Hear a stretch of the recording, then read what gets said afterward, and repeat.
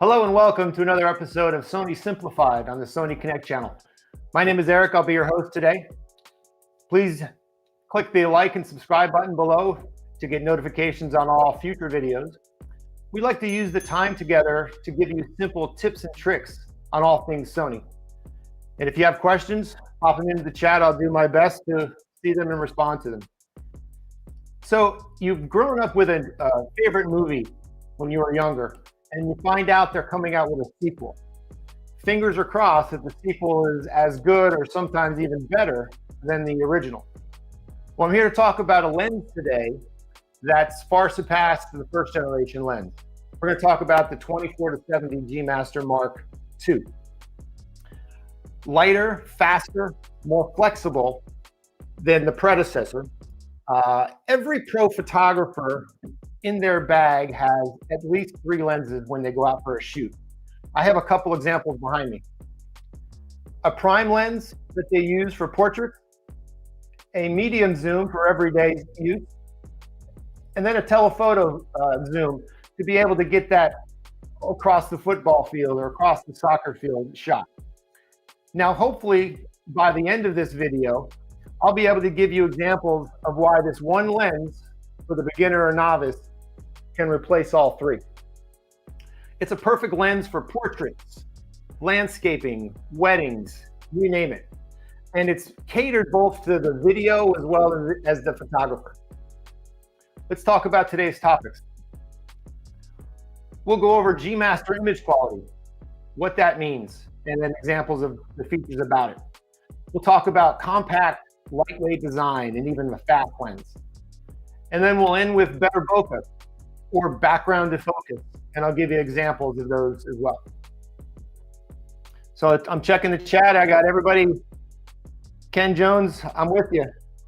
I like that, Dan Matthews. That's one of my favorite movies as well. Okay, so G Master quality. More than just stunning lenses, every aspect of G Master lenses are refined to fully meet for all levels of photography. Requirements, skill set, whether you're out in the field or whether you're in a studio. 14 different seal starts out this G Master quality. From the neck to the lens, totally sealed. So shooting outside, humidity, dust, light rain, pollen, everything is super sealed, so nothing's going to get inside the lens to compromise the use. It also has an 11 blade aperture, so it gives you smooth circular bokeh when you're using that background to focus. Some lenses give you only 7, some are 9. And you'll notice the differences because when you're using 11, you want that circular around. You don't want any hexagon, any sharp lines with that bokeh. And it also has 5 spherical lenses with nano AR coating. I get it. That's huge, big words. All that means it's the most pristine glass, the most accurate color in the middle of the subject and the frame, and also on the outsides of your shot. So let's take a closer look at some of the features and the benefits. The first thing I'll talk about is the de-clickable aperture ring. And what that means is now you can go from the 2.8 all the way to the 22. And it gives you clicks so you know that you're moving it.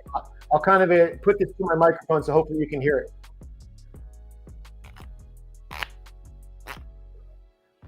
That's very useful. So when my eye is in the eye finder and I'm on the subject, on the fly, I can change it, go up a stop or down a stop, whatever I want to do. It also has a unique feature. It's called a lock. So if I'm down to 2.8, I can lock it down. So if I happen to manipulate the zoom, I don't mistakenly change the aperture and it's going to ruin your shot. Great focus. Then you also have 2 dedicated custom buttons. And what that allows you to do, I can program these buttons to start and stop if I'm doing movies. I can put grid lines on the screen, anything that I can do in the menu. Again, keeping the eye on the subject rather than having to fiddle around with the menu button. I can program those things that I know I'm going to use right on these 2 buttons.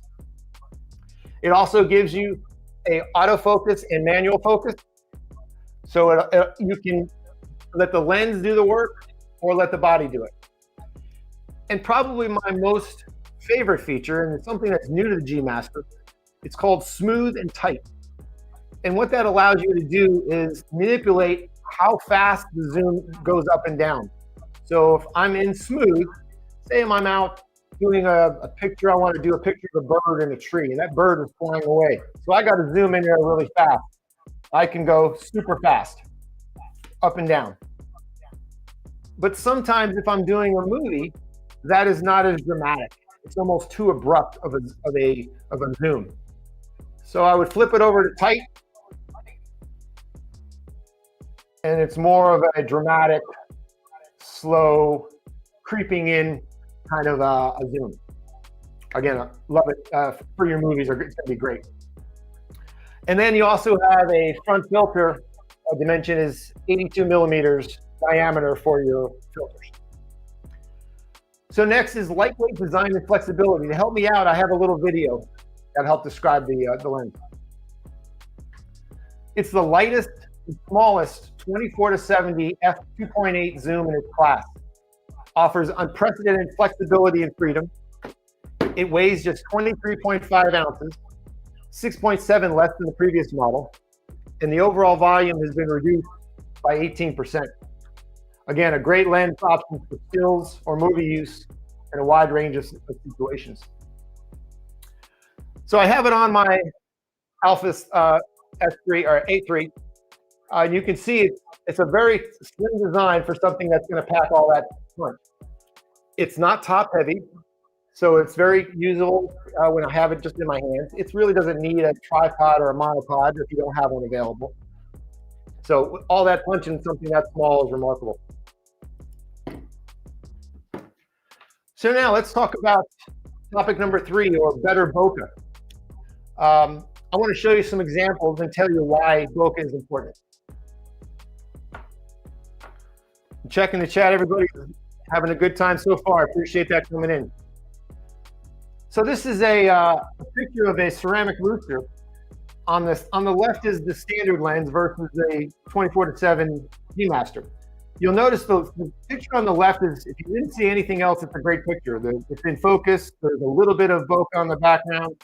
But when you switch to the G Master, the blue handle, the yellow of the rooster's body really stands out. That is definitely the star attraction of this shot. And then also, remember I was telling you about that 11 blade aperture. The light that's coming in from the pool screen right behind it where the trees are, circular round light coming in. That's what gives you really, really good aperture at that 2.8 stop.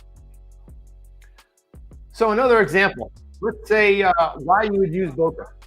Say you're at a wedding, you want to give a shot of the bride and groom. You want to have those folks, obviously, for obvious reasons, you want to have them in focus, but you're not really interested in maybe the outside trees or whatever they are surrounding that they're standing there. So putting that 2.8 and locking it down fixed will give you that great bokeh, so that bride and groom stands out and gives you a pro shot. So now let's check out some examples of what the 24-70 focal range will do. Now let's go in the backyard. You're seeing a shot of my wife's shed that we have. She does a lot of crafting outside. So full disclosure, I'm standing in the same spot, and it's about 6:15 in the evening. So you can see the sun is setting. The sun is not on the shed, but the sun is on the light, the trees and the moss above it.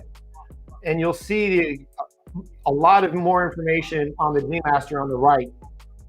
because of the 24. That's actually only 4 millimeters of difference makes a big, big change. And then that pink shed with the white door really pops. So now let's flip it over. Well, before we do that, let's talk about, let's say you're at that same wedding. And now instead of the bride and groom, now I want to get the entire wedding party. So with that 24 millimeter lens range, I can get the entire wedding party. And sometimes if I didn't have that, what would I have to do with the other 28 millimeter? I have to back up. And sometimes that's not possible if I'm outside where there's people behind me, or maybe I'm inside and have a wall behind me. So that's why that 24 really comes into play. Conversely, let's talk about the 70 millimeter zoom. Let's go back outside to the shed. So now you have, again, the same situation. The standard lens to the left and the G Master on the right. The first thing, obviously, you see is that bright white door. This is about, I'm standing in the same spot, and it's about 10 to 15 minutes later, so it's even darker. And the light that's passing through this lens to the sensor is amazing. Focus on the above the mailbox, there's a planner. And compare that one to the planner that's on the left picture. You can see the colors, the more pink, more orange. You can even see the green planner base that the flowers are in. And then the last thing to notice, behind the shed, I have a fence. So you can see the brown fence on the left and the right of the shed where you can't see it at all on the standard lens. So now I have another situation for you. How about a graduation?